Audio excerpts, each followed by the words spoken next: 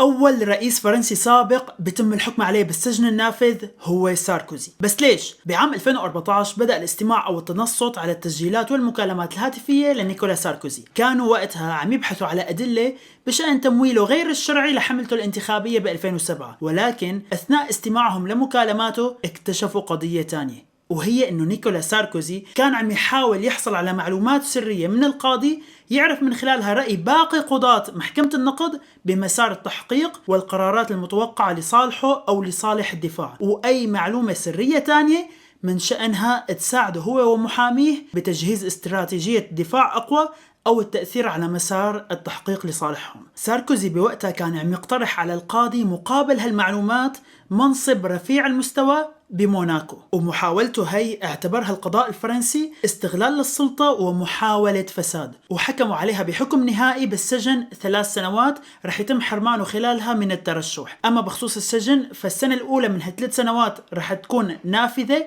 بإقامة إجبارية تحت المراقبة الإلكترونية، يعني مو بسجن تقليدي ممكن يقضيها ببيته، لكن حيكون في عليه قيود ومراقبة شديدة. والسنتين الثانيات مع وقف التنفيذ يعني ما في سجن فيهم. ورغم هالشكل المخفف إلا أنه أول رئيس فرنسي سابق بنحكم عليه بالسجن النافذ. ساركوزي وصف هالحكم بالظلم العميق ونفى أي اتفاق فساد حقيقي مع القاضي، بيقول إنه ما حكى معه ولا قدم له أي مقابل.